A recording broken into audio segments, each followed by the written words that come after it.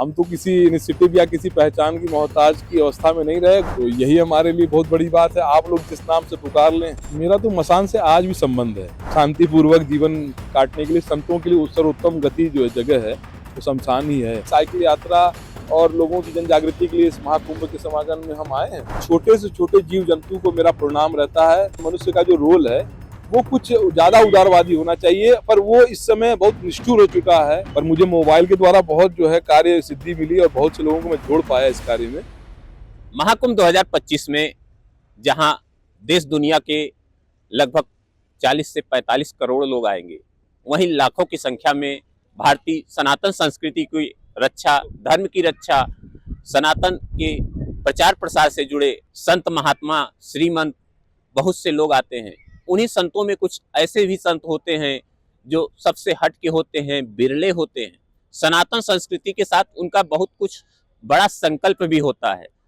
तप, जप, ध्यान, योग, हठ योग से हटकर कुछ लोग ऐसे भी होते हैं जो मानव समाज के उद्धार के लिए स्वयं को समर्पित किए होते हैं। पर्यावरण के लिए, नदी के लिए, जल के लिए, जीवन के लिए ऐसे उनके संकल्प होते हैं।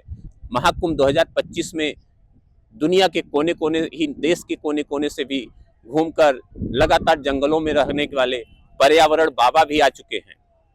यह फिलहाल साइकिल बाबा, पर्यावरण बाबा, पेड़ वाले बाबा, वृक्ष वाले बाबा, नदी वाले बाबा, गाय वाले बाबा और तो और अध्यात्म वाले बाबा के भी नाम से जाने जाते हैं, लेकिन प्रमुखता इनकी जो है वह है पर्यावरण बाबा के रूप में। साइकिल से चलते हैं, दुनिया के अधिकांश हिमाचल से लेके साउथ ईस्ट तक भ्रमण कर चुके हैं, अनेक जगह रहे हैं। और सबसे बड़ी बात आपको बता दें कि बनारस के मणिकर्णिका और दशाश्वमेध घाट के साथ, शमशान के अघोरों के साथ भी रहे हैं। जीवन बड़ा अद्भुत रहा है। अगर जीवन की बात करें तो उस महाप्रसाद को भी देखा है, शमशान की लकड़ियों से भोजन बनाया है, लेकिन अब जो है शुद्ध धौल श्यामल गौड़ शरीर जैसे है इनका, एकदम शुद्धता पर हैं, शैव संप्रदाय से जुड़ चुके हैं, वैष्णव को मानते हैं। अनेक जगह इन्होंने अनेक गुरुओं की संगत की है और कुल मिला के यह जाना है इन्होंने कि पर्यावरण की सुरक्षा बेहद जरूरी है। इसी संकल्प से महाकुंभ 2025 में आए हैं। एक बड़ा संकल्प लेकर आए हैं आप। पर्यावरण बाबा के राह में आपको कैसे जानने लगे? ऐसा ये तो आप सबका प्रेम है जो आप जानने लगे। हम तो किसी इनिशिएटिव या किसी पहचान की मोहताज की अवस्था में नहीं रहे। गुरु जी ने एक नया चोला, एक नया जीवन दिया है। साधु आश्रमों में पैदा होते हैं तो वहां पर कोई नाम आ गया, कोई जानकारी हो गई हमारी आप लोगों के बीच में, तो यही हमारे लिए बहुत बड़ी बात है। आप लोग जिस नाम से पुकार लें, क्योंकि आप ये तय कर सकते हैं कि महात्मा गांधी हैं कि केवल गांधी हैं, वो कर्म पुरुषार्थ के ऊपर होता है। पर ऐसा कोई मेरा इनिशिएटिव नहीं है। आप सभी ने प्रेम से अगर ऐसा कहा और पुकारा है तो बहुत आपको मेरा आभार है कि अगर दास को ऐसी कुछ व्यवस्था में लोग विचार में ले रहे हैं। संकल्प है महाकुंभ को लेकर है, लेकिन सबसे पहले लोग ये जानना चाहते हैं कि जैसे आपने बताया है कि आप बनारस के उस शमशान घाट पर भी जीवन देखे और वहाँ का व्यवहार जो अघोर पंथ का होता है उसका जीवन भी आपने कुछ वर्षों जिया। अब आप वैष्णव संप्रदाय से जुड़ के और यहाँ पर अगर देखें तो ये संगम की सबसे पवित्र धरती जो है यहाँ है, और देश भर में जगह जगह पर आपने अलख जगाई है वृक्षारोपण का। तो ये कैसे संकल्प मन में आया? मेरा तो मसान से आज भी संबंध है। आज भी मैं फक्कड़ हूँ, सड़कों पे चलता हूँ और आज भी मेरा कभी कभी रात्रि विश्राम किसी शहर के, किसी जिले के ऐसे क्षेत्र में होता है जो शांतिपूर्वक जीवन काटने के लिए संतों के लिए सर्वोत्तम गति जो जगह है वो शमशान ही है।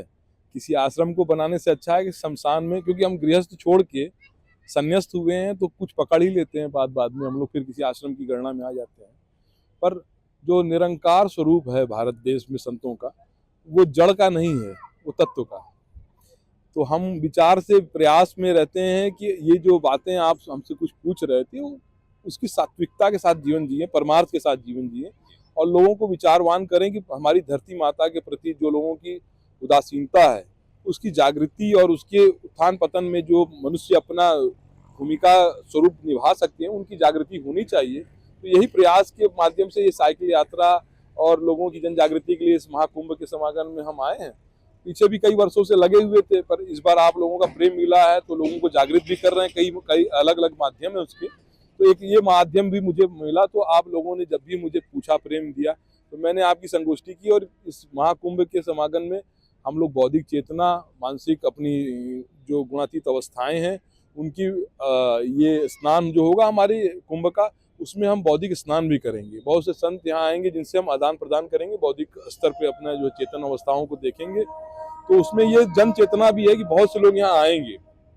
और संकल्प है अमृत स्नान जैसे होंगे जी, तो उन स्नानों पर भी मेरा कुछ विचार है कि मैं वृक्ष बांट के लोगों को संकल्पित कराऊं, 11 पेड़, 111 पेड़ लगवाऊं उनसे, और उनको जागृत करके ये संकल्पित करवाना। मैं जनेऊ लगा के ना यज्ञ पवित्र करके वृक्ष लगाता हूँ, ताकि मेरे पीछे ना वो वृक्ष फिर बचे रहें, लोगों का प्रेम भी जुड़ जाए।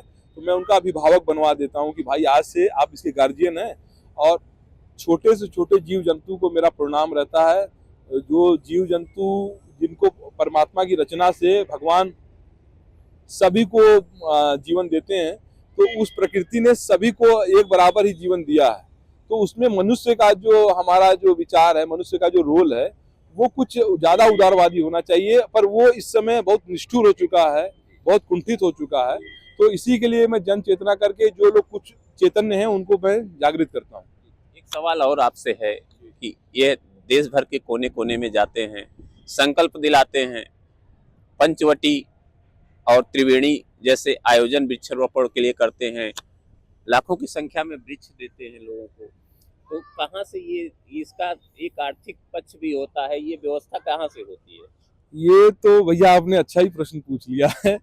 ऐसा है कि देखो, मैं हूँ फक्कड़, और कोई ना कोई सड़क पे हमारे संतों के देश का यही तो भाव है कि जिन संतों ने बहुत चरितार्थ कमाया है, तो उनके पुरुषार्थ से कोई ना कोई इस रूप में देख के दया करता है, कुछ दक्षिणा दे देता है, कोई रोटी पानी, कोई शेल्टर दे देता है रहने के लिए। तो मेरा ये खर्चा जो है ना, मैं पहले बहुत प्रयास कर रहा था बिना मोबाइल का भी, पर मुझे मोबाइल के द्वारा बहुत जो है कार्य सिद्धि मिली और बहुत से लोगों को मैं जोड़ पाया इस कार्य में। तो एक 400-500 का वो खर्चा रहता है, और कुछ टूथपेस्ट और जो साबुन वगैरह लग जाता है। महाकुंभ 2025 में पर्यावरण बाबा आ चुके हैं।